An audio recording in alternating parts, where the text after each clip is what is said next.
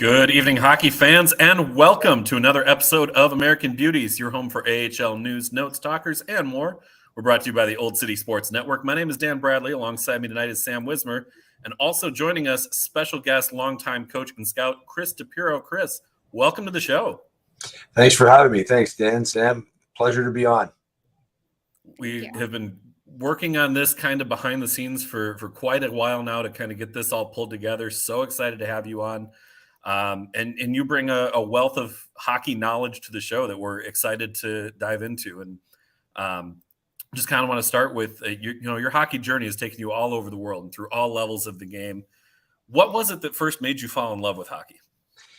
Well, that's going way back. Born and raised in Toronto, so I mean, certainly like a lot of kids in the Canadian kind of north.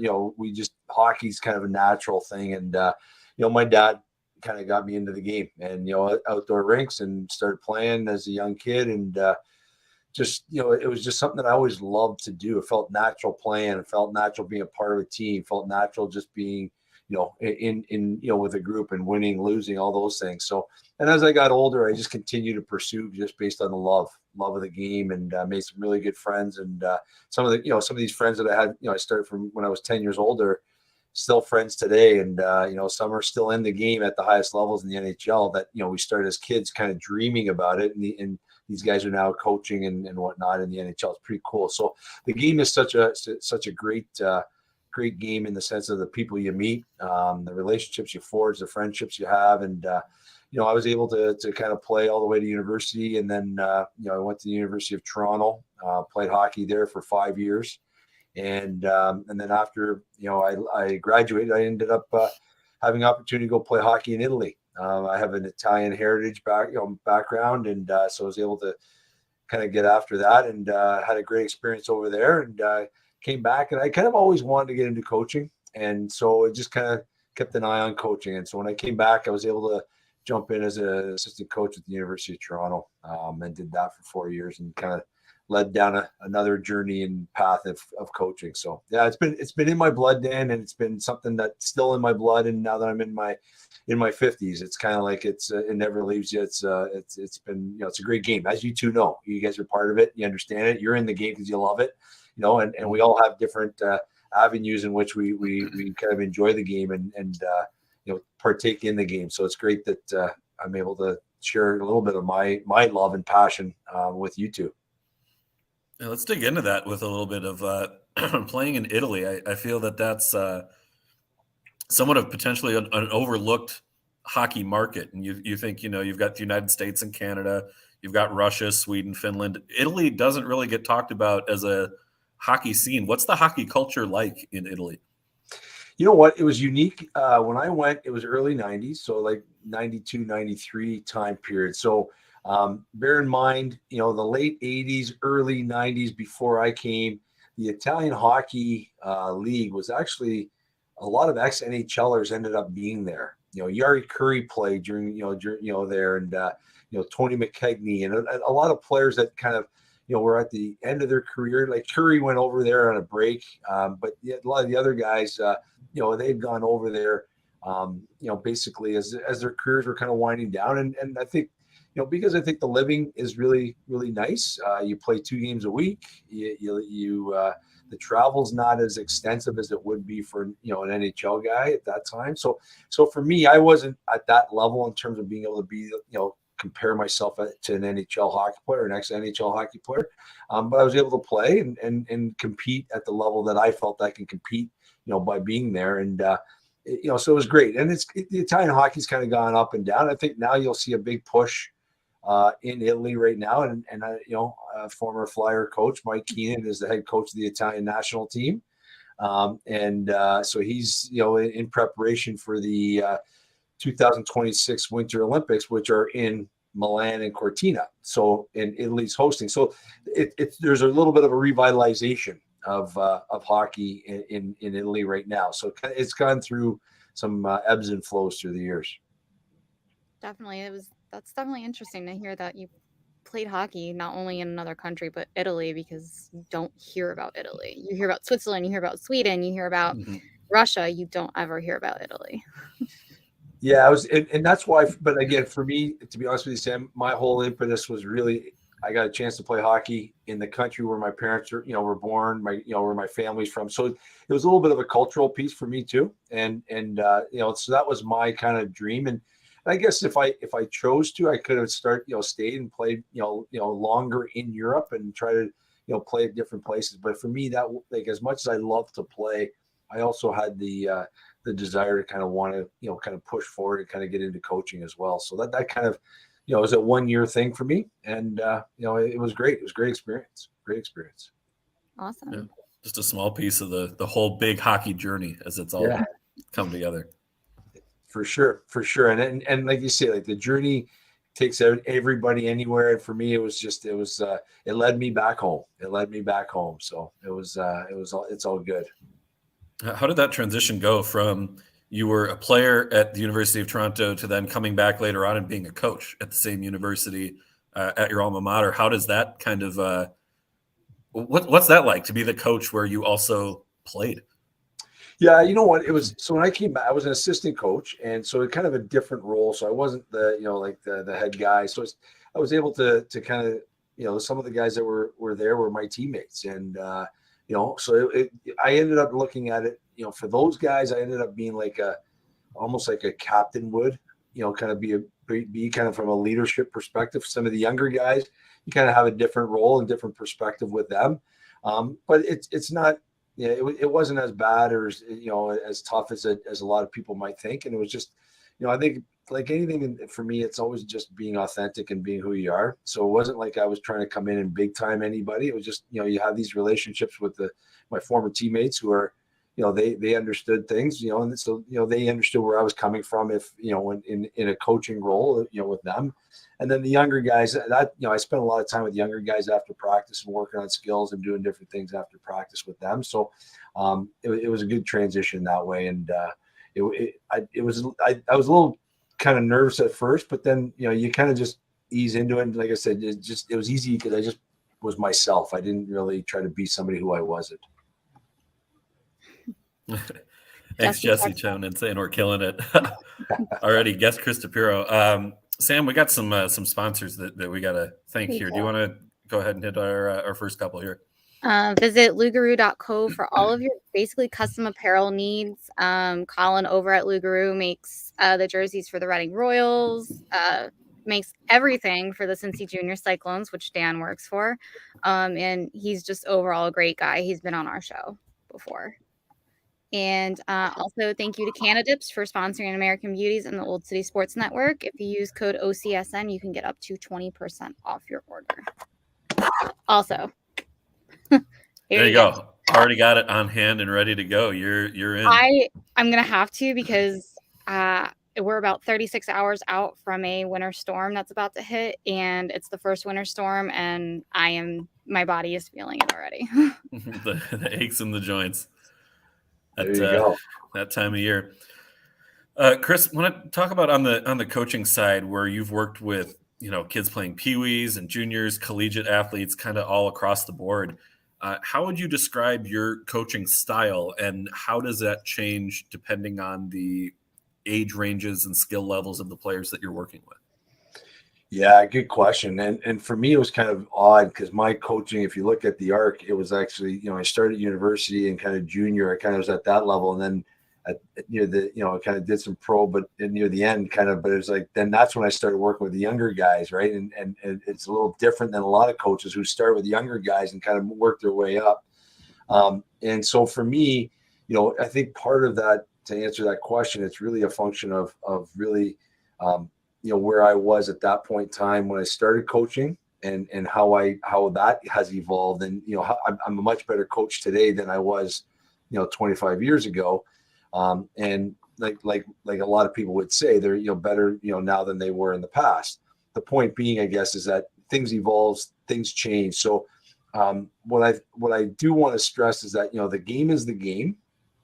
How you teach it is different to when you're dealing with a university athlete or a junior athlete versus, a peewee or a U16 player. It's just how you teach it and kind of, the margin for, what you give for margin for error for some, a younger guy, I was a little bit more lenient, in terms of, from a developmental perspective than you would be with a junior player or a university player, or at the, when in pro hockey as well. So it varies and it changes. Part of things, today, I would say in general, just with the access to information, there's so much, in terms of X's and O's and drills and all that stuff. Like where 20 years ago, you have a drill or you go watch a practice and you take a drill and then you adapt it for what you need to do. But now there's drills, kind of laid out for each age group by, by different coaches. And it's kind of interesting because it's a function of taking that and then adapting it to the levels that you're coaching. So that's how I think that where the strength lies in a coach, being able to adapt to the levels they're at. And in fairness, Dan, the bigger thing for me, or the biggest thing, is communications has got to be paramount, for whatever age range you're at. And so, and especially today's day and age, I keep coming back to access to information. I use the word, it's the democratization of information. So, a 12-year-old hockey player has access to more information on hockey than, the 20-year-old did 20 years ago. So before, you can kind of get away. If you're a coach, you can kind of get away and say, hey, this is what I know. But now kids know everything. So you basically have to know your stuff. So I think that's where, in my mind today, it's challenging for a coach, because it's the emotional intelligence piece that I think coaches need to understand, how to have that relationship with the player and how to deal with different personalities within your dressing room at whatever age, not necessarily from the NHL, but in any age. So that's where, actually the work I'm doing right now is a lot of that stuff, where I do a lot of coach consulting, organizational consulting, and individual player consulting. And it's been a blast, because it's being able to tap into that emotional intelligence and, the emotional quotient. So things have evolved, things have changed. And it's always, based, to me, it's on communication. How do you define success as a coach? Yeah, you know what? For me, I think it changes as a season would go, as the season progresses, like there's different markers. Like the beginning of the season, success may be one thing. And then as the season progresses, it may mean something different. And I think part of that, Sam, would be is how it gets communicated back to your players. So you can't keep moving the needle of success through the course of a season without communicating that to your players, because they need to know where the goalposts are. So how I define it is really going to be a function of who, what kind of group of players am I coaching, and what are kind of the goals of that team. Ultimately, winning a championship, everybody wants to win a championship, but along the way, you're not going to win a championship in September. So what that looks like is, okay, let's define success by X, Y, and Z for, let's say, this month or this segment. A lot of coaches break, a season up into segments. So I think that comes into play in my mind in terms of how you define. So I don't know if there's one definition of success. It's the ability to kind of have these stepping stones or kind of a scaling or scaffolding of success along the way, leading ultimately to the end goal of the big prize. But again, I don't believe in setting that big prize without having a process. You need that process along the way. For sure.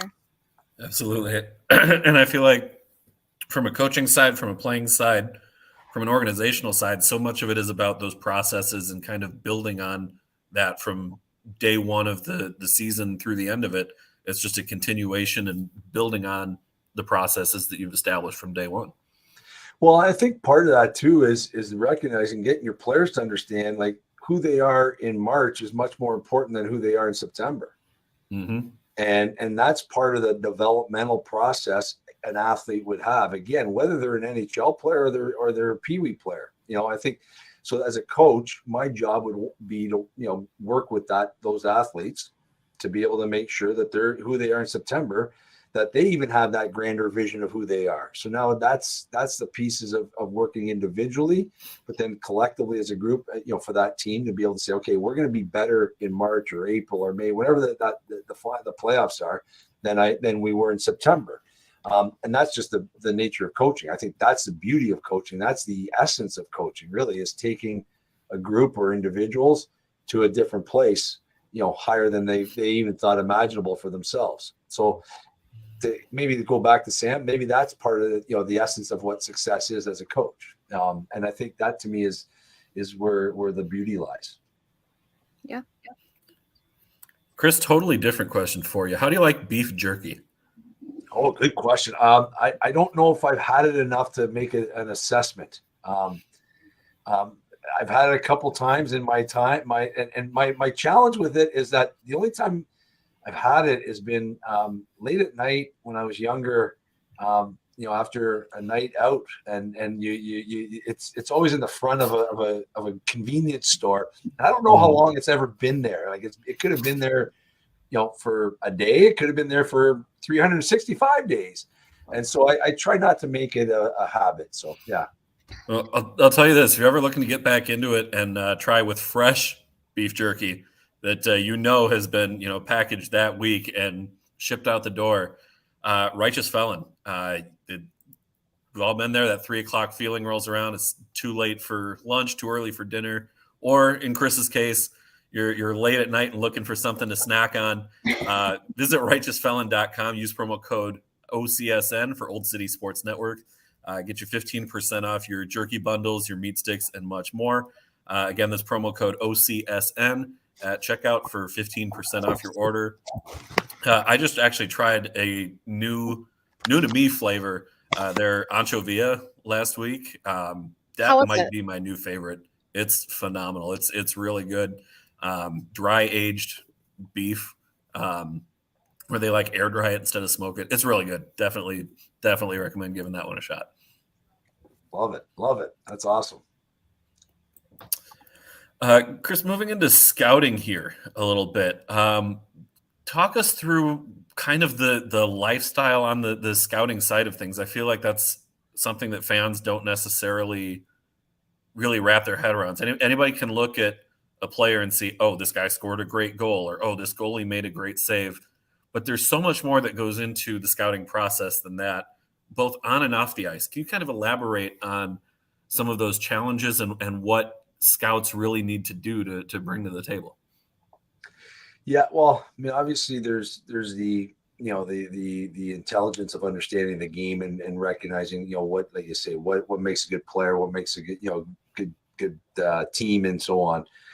With that being said, I think part of the best thing of understanding for scouting, specifically, within specific, when I was coaching and general managing in the Ontario Hockey League with the Oshawa Generals, it was a little bit different. We kind of had some criteria, but it was a little bit more broad based. So criteria was, character was a big thing. Hockey sense was a big thing. Compete was a big thing. The ability, obviously, skating and skill sets. But then, so that was, when you're scouting 15 and 16 and 17-year-old hockey players. And so part of that is it has to be a volume game. You can't just go out and watch a player once and declare that player a star or that player, a draft eligible player. So that's why I'm saying a volume game. And, so you have to be able to see multiple games. You have to be able to see that player or, whatever set of players in various situations as well. In obviously great conditions, maybe it's a home game, or maybe, it's a road game, or multiple road games, or in a tournament for the younger guys. Can you see them play 5-6 games in a weekend? How do they deal with that? What's the mental kind of drain or strain on that player? How do they deal with that? And the one thing that I always found very useful as a scout is, watching a player's body language. And to me, it's an interesting piece because you can, a player can get away with maybe, faking it once, twice. But if you watch it, as I said, if it's a volume game that you're looking at and you watch a number of games of that player, sometimes eventually their natural body language will always just emerge. And that's what you watch for too. So so that's from a, scouting 15, 16, 17-year-olds, you kind of see the younger guys and understanding of that. But then as an NHL scout, that was a treat, because now all of a sudden you're honing in on, the major junior. I was watching a lot of major junior hockey players, and it was fantastic, because you're watching, some of the best, and so now you're comparing best of the best. That doesn't always happen when you're watching the younger guys. So now you can kind of say, okay, I like player X. Okay, I want to see player X when he plays team Y, and then who do they have on that team to be able to counteract? How do they deal with that situation? So that was fun. When I was scouting with Pittsburgh, there was a set of criteria that we were, we kind of were judging our players by. Not every NHL team has that. A lot do, but some choose not to, and they just, they just have their scouts go out and scout. So for us, it was, we kind of sat there and said, okay, here's our criteria and the box that we want to have future Pittsburgh Penguins. With that being said, the big piece that comes into play is, like you say, the on ice stuff. Most people can see, and then you can pick apart. Okay, how do they take coaching on the bench? If the coach is giving feedback on the bench, are they responsive, or are they flippant, or how do they deal with their teammates on the bench, or how do they deal with missing a net, backdoor empty net pass, and they miss it, and do they slam their stick against the post? Do they go back to the bench and whatever they may do in terms of that stuff. But what's interesting, what I found really, really intriguing, what a lot of people may not know, Dan, is what we called our due diligence. So basically, if I wanted a player to be on the draft list, I had to, and we're talking about now, and obviously, a kid in the 12th grade, who's basically ready to be drafted. I had to, make calls not only to his coaches, not only to the GM of their team, but maybe the equipment manager, maybe the trainer, call their high school, talk to their guidance counselor. If you can get numbers to talk to the math teacher, if they're living, if they're not living at home, they're living with a billet, call the billet, and if the billet has, other sons or daughters, you might want to talk to them. How do they interact with them as a family? So it was really, really drilling down on the character of the player, of the person. So, and that was really intriguing for me. And I enjoyed that aspect, because now you can kind of marry the two and say, okay, who's the person, who's the character, who's the player? And then all of a sudden you say, okay, if it's a match and it's good, then, hey, let's put this guy on our list. If there's a kind of an imbalance, then, then there's a debate. And so that was fun. That was a fun kind of period of my life. And I enjoyed it.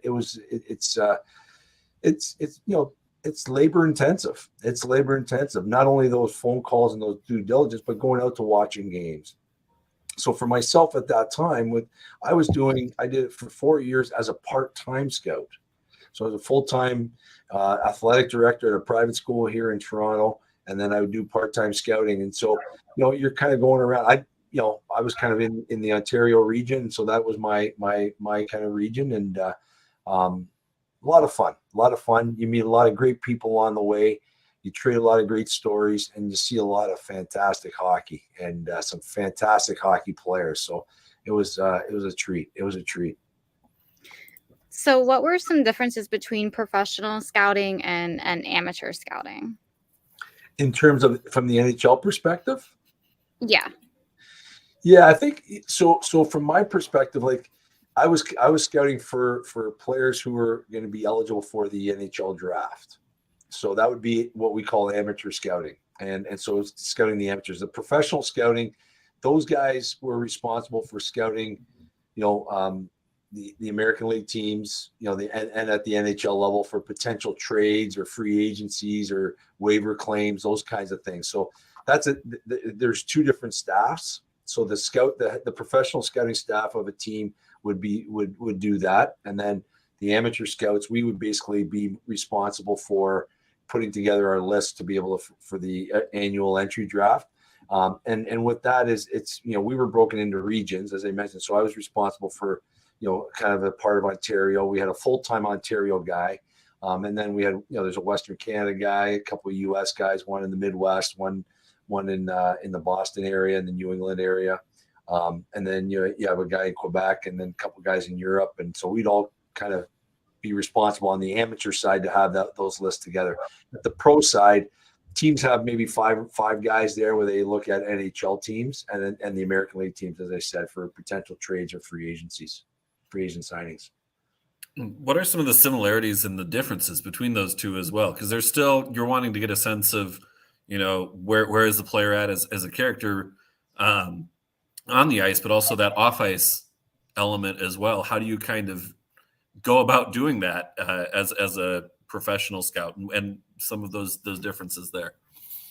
Yeah, you know what? I think the pro scouts, I mean, my sense would be with those guys, they're probably looking at it from a standpoint that, they'd be assessing what they see at the, let's say when they go to an NHL game, they'd be able to assess what they see. And then from there, I think word travels fast within the context of the NHL levels as to who's who and types of players, and the GMs or the assistant GMs, they're going to do their due diligence by making phone calls and kind of working that way. And if the professional scout has the same level of contacts, they can find out and poke around as well to understand it a little bit on the character side. But that's important, from an organization. If they're gonna insist on the same kind of due diligence on the amateur side, my sense would be they do the same thing on the professional side. But there's also that element too on the pro side that once maybe a player gets to be a pro, there's some kind of deference to the fact that now they're an adult, they're a professional, so you kind of defer to that a little bit more than you would on the amateur side, because there's some development and growth that's required on that side. And going back to even when you were working at the junior level and major junior level, when you're scouting players for sometimes the local teams, what challenges come there when you're also trying to be the coach, but you're also watching tape and learning these guys that may be all over Canada that you're trying to get to come to play for your team? What are some of the challenges there, and how do you work through that? Major challenge. There's only 24 hours in the day, and that was the biggest challenge. And having at that time, my kids were young, and being married and having two young kids, it's just there's only 24 hours in a day, and so the biggest thing is being able to kind of delegate and kind of as a general manager, being able to do both jobs. As a GM, being able to kind of delegate and say, hey, okay, I need some assistance here. Can you help me out here, and kind of work it that way. And then on the coaching side, being able to do both, it's obviously the same thing, and delegating off to the coach, my assistant coaches, and give them the responsibilities that they, that they needed to kind of grow and develop on their own as well. And then kind of understanding, but setting the tone and the direction of what we wanted and what we were looking for.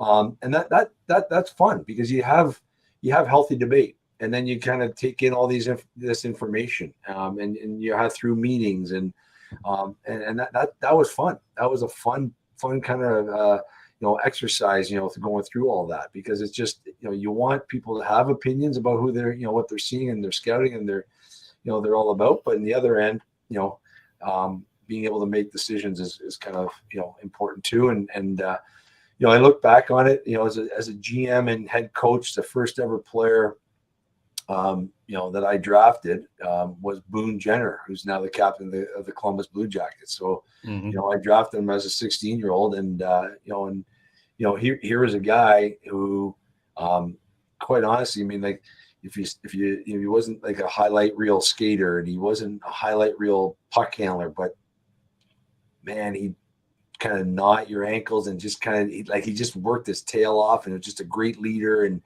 and all of a sudden he became a stronger skater, and he became a better puck handler with time and growth and development and practice. But it was the intangible part that first our head scout noticed, and then myself in terms of that. So our head scout was kind of the main guy who said, hey, we got to look at this guy. And then I came in and we kind of said, okay, yeah, let's put the stamp on it.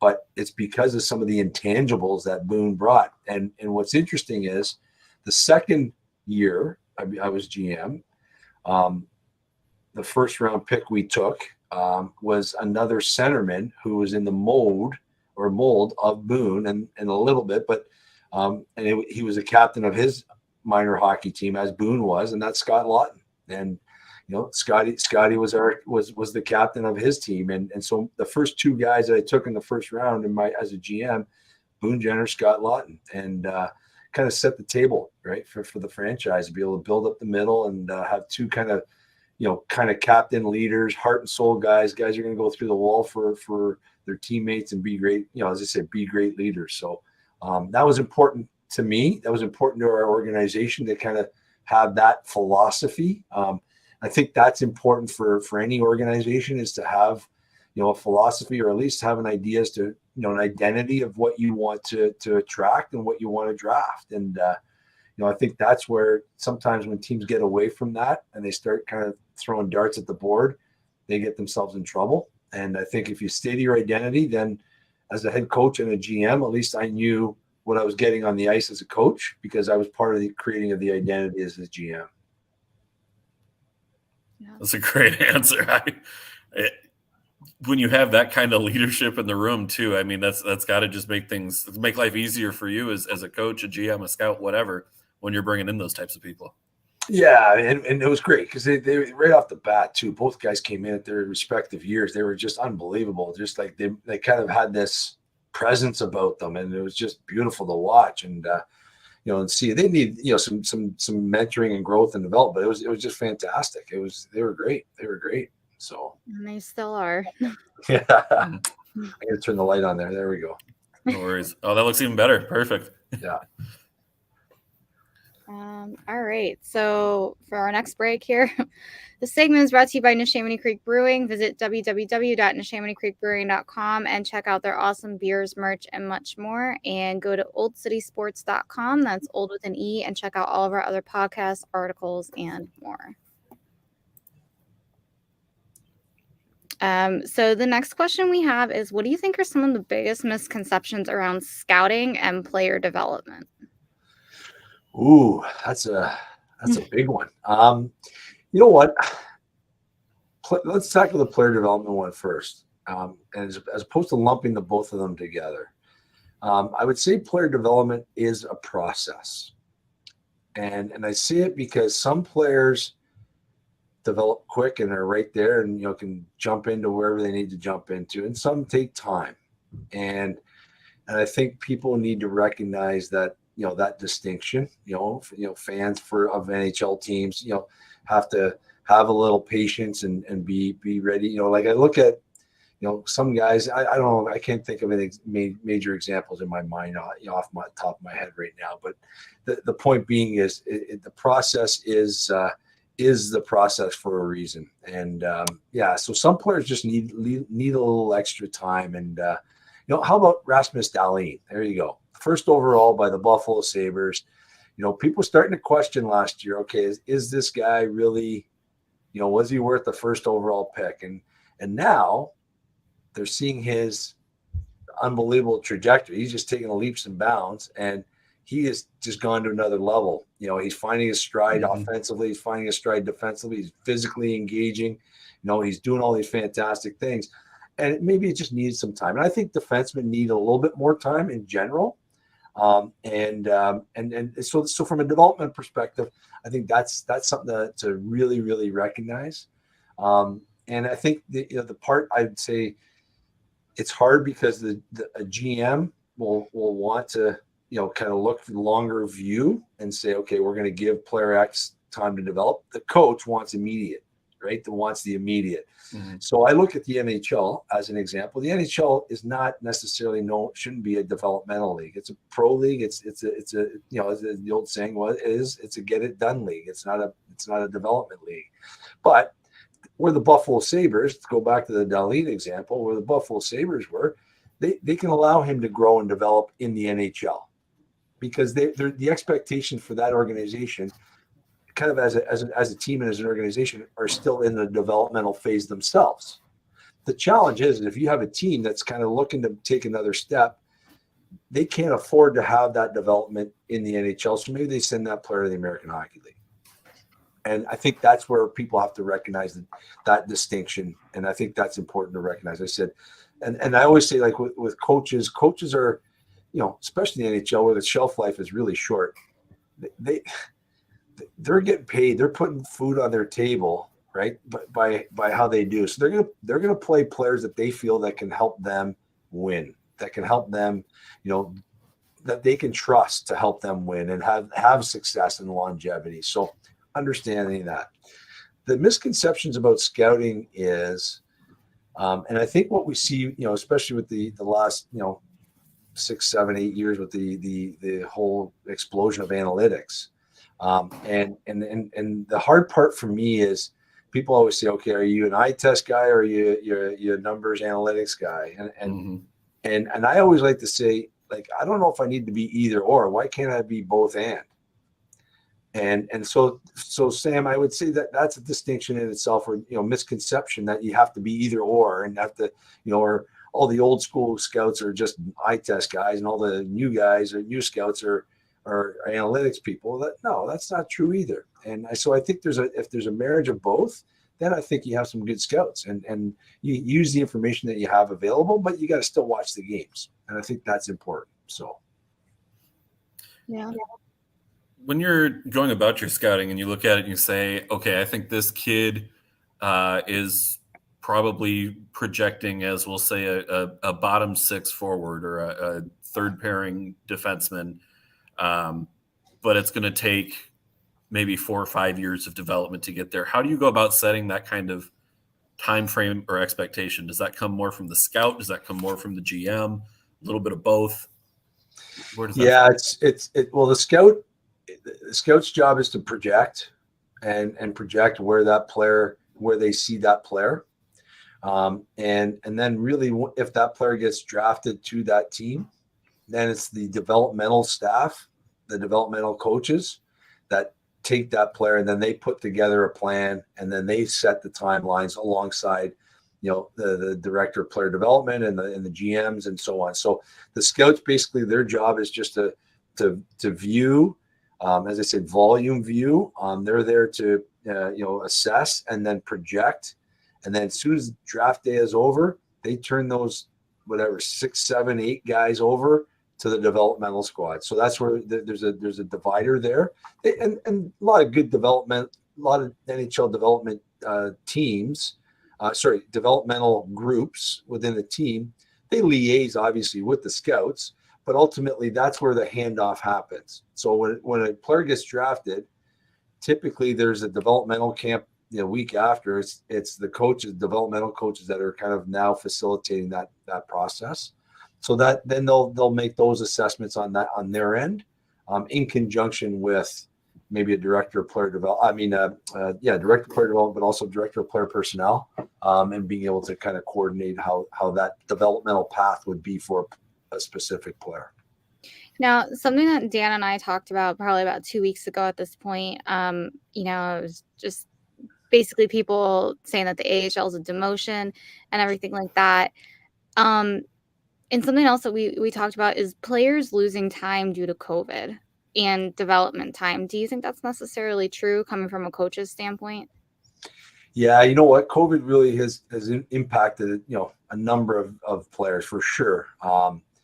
And I'm a little bit different, Sam. I think if a player, I really think it's how a player frames it for themselves. So if a player gets put to in the American Hockey League, if they think about, if they just approach that from a standpoint, okay, if I go down there and play the best I can and be, help my team be successful and all that stuff, I'll get called back up, as opposed to, I can't believe I'm getting sent back down. And so there's a distinction there, right? And obviously there's protections with the CBAs to certain players that are in the NHL. I mean, there's all those kinds of things that protect players when they got to clear waivers, et cetera. But a player that does get sent down from a developmental purpose, if they approach it from the right perspective, they won't be in the AHL long if they truly believe they're good enough to be in the NHL. So yeah, I think COVID did impact a lot of players, but I'm also of the belief, everybody seems to be moving forward, and we can't use that as a fallback or not as an excuse, but we got to move forward. I mean, everybody in the hockey's got to move forward, and I think the NHL teams and organizations probably feel the same. Yeah, and I think with the player development as well, everybody wants to see the top prospects get called up, but sometimes really the right move is to develop where they are. Like you said, the NHL isn't that developmental league. So time in the AHL, time in the OHL, can be more beneficial to a player's development than being called up right away. Yeah, 100%. And that's why it goes back to where is that organization in their cycle of where they view themselves. So like I said, Buffalo is in a specific cycle. They can allow Rasmus Dahlin to develop on the job. Whereas, the old adage in Nashville when they first, the first 15 years was the road to Nashville league is through Milwaukee. So players would go to Milwaukee first in the American League, and some would stay for the full year, or some would stay for 2 years, some would stay for a month and get called up. So everybody's different, but that was an organizational decision that Nashville made. And so some organizations have that still where they want their younger prospects to get American League time. And some, don't. And so, but I think it's a function of really where they're at in their own kind of their own cycle of where they view themselves being. Us being an AHL show, we love hearing that too. I mean, Milwaukee is really a good kind of flagship program almost. It seems like every year they're always a strong contender pretty much every year and a tough team to beat. Literally this year they are taking 0 prisoners. Yeah, you know what? And it's an interesting piece because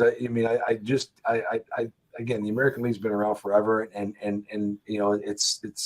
they have such a great relationship with their NHL partners, and I just think, again, if a player approaches it right from the right mindset, they won't be in the league that they feel that they're in, and they can get called up and be in the league that they want to be. But if they approach it as a hey, it's a demotion, then they're sunk before they even start.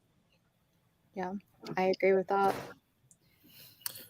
Got another ad read we got to get to here. Visit www.norsebeards.com. Enter promo code OCS for 25% off your Norse Beard products.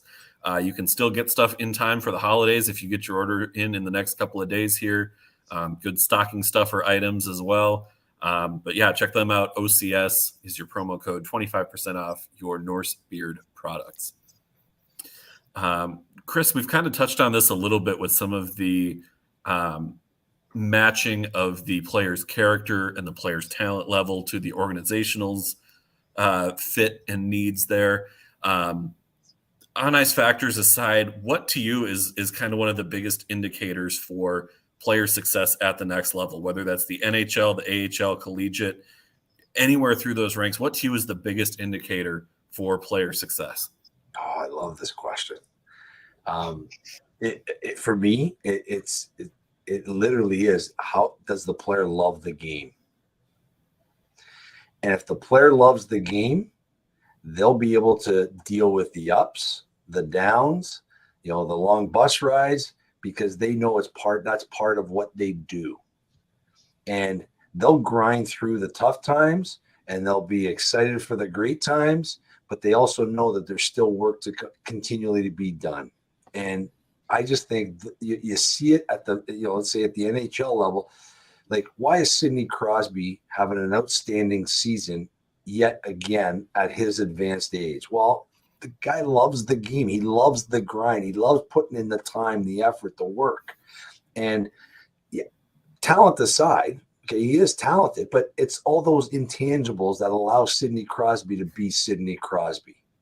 And I love watching guys like that, because you just, you wonder, okay, when is he going to tap out? When is he going to tap out? But he's not going to tap out, because he's going to keep grinding. He's going to keep finding a way. He's going to keep battling. And to me, that's where, it's not just the grit. It's not just the determination or the resiliency. I think it's a function of loving the game. And so you can be talented and love the game and have a great career like Sid, or, you can be, let's call, who else? Look at Ryan Reeves. I watch Ryan Reeves. He's not as talented as Sidney Crosby, but that guy's having some fun. He's loving the game. He's doing what he loves to do. And so he's still making a beautiful living playing this game that he loves. And so you can be at the either end of the spectrum, if you will. And I just think I really wish kids, when they're young, I really wish hockey parents, forget about kids, I wish, parents would just foster the love of the game in their kids, as opposed to, all this other stuff. I mean, the other stuff needs to be enhanced, but like there's no sense kind of trying to enhance all the skill stuff and this power skating, and if the kid doesn't love it, because if they don't love it, they're not going to do all the extra, and that's where the juice is. Like the juice has to be worth the squeeze, and the juice is in the extra. And so when I see summer videos of Crosby, McKinnon, and Marchand in Nova Scotia, playing keep away one-on-one, and they're battling the heck out of each other. You got 3 superstars in the NHL, and that they're loving the grind. They're loving the battle. To me, that's the beauty of what I believe makes a hockey player, right? And again, regardless of talent, like I just love seeing people that enjoy being on the ice and loving what they do. Yeah, you gotta love the game in order to be great, like Sid and Brad and Nathan and my niece, when she was little, she hated soccer. She still hates soccer to this day. She's in 6th grade. They make her play soccer for 6 weeks out of the year in gym, and she hates it. But she is one of the best swimmers. She swims for the U.S. Swim team. Nice. At age almost 12. So wow. You gotta find something that you love, and these guys obviously do love the ice. And you know what's funny, because there's a lot of guys, and a lot of guys play because they can, because they have the talent, but they might not have that passion, that love, so they get by. But I just think the question that that you asked, Dan, is like, what really makes? I think the biggest difference is and where that separator is those who love what they do and they love what they pursue. They put in the extra time, and they deal with like I said, the adversities and the setbacks, and because they know that they're going to come back stronger, and they're going to put the time and effort and work to be able to do that. Because it's no different than a Kobe Bryant or a Michael Jordan or pick whoever else, right? Like they love the Tom Brady, like love the grind, like Sorry, is that you guys are smirking? Was that I shouldn't have said Tom Brady? He didn't have such a great game yesterday. No, but you know what? It's funny because the Brady 6 ESPN documentary is one of the best documentaries ever.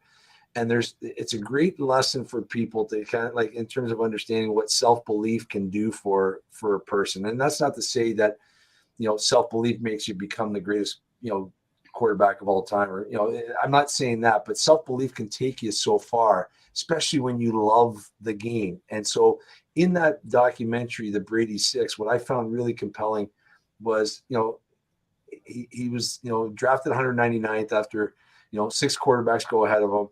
And, there's a quote that I think his name is Lloyd Carr. Lloyd Carr was the head coach of Michigan when Tom Brady was there, and he was the 5th ranked quarterback on the depth chart. And Lloyd Carr says something really compelling. He said, "Life is like football. Life like football is a grind and a battle." And he said, "In all my time in football, I've never seen a guy embrace the battle more than Tom Brady." And yeah, what does that tell you, right? No. It just tells you that, here's this guy who embraced the battle. He walked in as a 5th ranked quarterback in Michigan. Okay, let's go. I'm going to put in the work. I enjoy what I do. I love what I do. And then all of a sudden, boom, boom, boom, boom, and, in the NFL, he gets drafted 199th, all these other guys go ahead of him, but he embraced the battle. And I think that's the separator, that's the example I'd like to convey. Yeah, he there's no denying his talent, just like there's no denying Sidney Crosby's talent or Brad Marchand's talent. Yeah. I think Tom Brady, like, not to get so far off hockey, but Tom Brady, a lot like Brad Marchand, has an innate talent to get under people's skin, but you can't deny how good of a player that they are, because they are beyond talented. Right. And I think that's the piece and so here's the other thing I would say to that, Sam. You remember Pavel Datsyuk? Mm-hmm. So Absolutely. Pavel Datsyuk, right, Hall of Famer. When he came over from Russia and was playing for the Red Wings, they were traveling through, I think it was in the second year, They're traveling through Western Canada, and a reporter in Edmonton said, "Hey, Pavel, the knock on you is that you're not that talented. You just work hard." And you know what Pavel Datsyuk said? He goes, "You know what? You're right." But he said, Pavel then said, "But I find the harder I work, the more talented I get."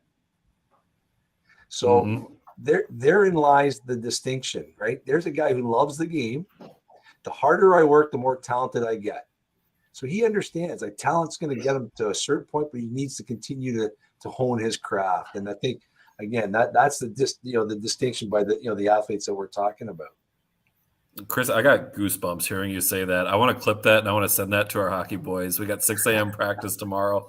I want to clip that and send it off to them for after practice. That's early. That's early.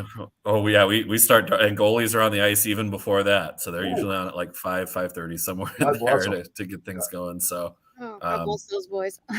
Yeah, it's a grind, but again, as you said, we love doing it, and that's why we're there to do it. Is do you really love to do it, and that's what you want to be doing?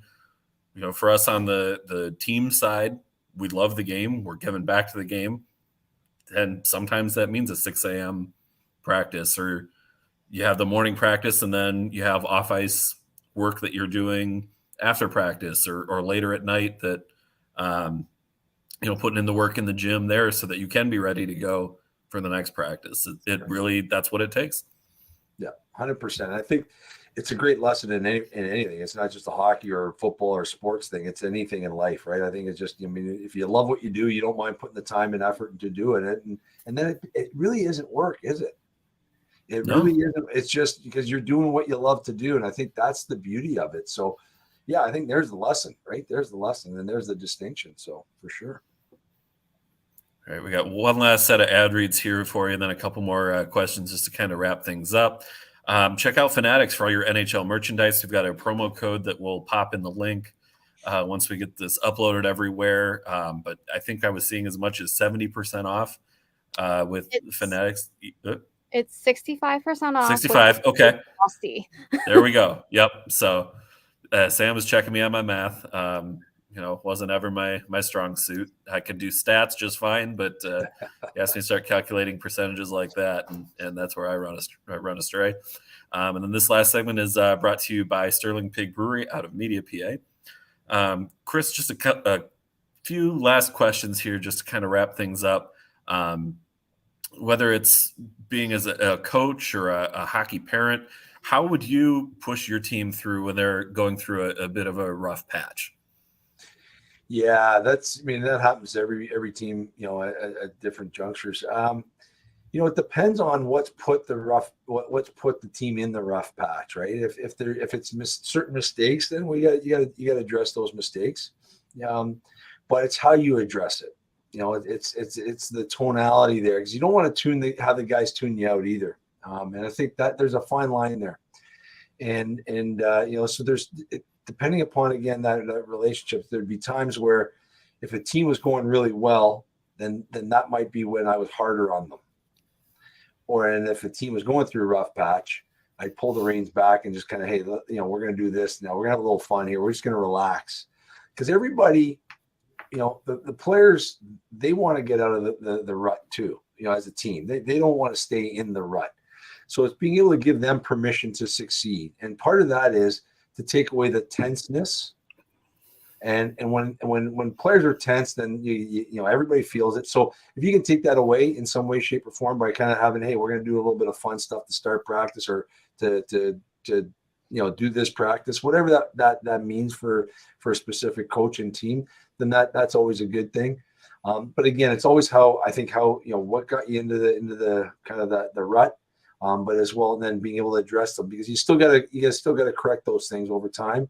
But I think it's the mindset that you got to correct on the player, so that you give them permission to kind of just release what's happening and just go and play. Because I think, people play hockey when they're really, relaxed and just kind of clear minded. They play their best at that time. So you want to get guys out of their own minds. And, as I said, that's kind of some of the work that I do in terms of now, that I love doing in terms of coach consulting, organizational consulting, and player consulting, and that's fun because you work with individual players, but then teams as well. So it's cool because I do that on a different level than being the coach that used to have to be in there day to day. So it's a different vibe. Mm-hmm. And what advice would you give to players who are interested in coaching and scouting when they're done with their careers? Do it. Yeah, great. Get after it. And part of that, I'll tell you, Sam, for me, so I mean, I don't, just because the way I did it means that everybody has to do it this way. That's not the point, but it's being able to just do it in some way, shape, or form.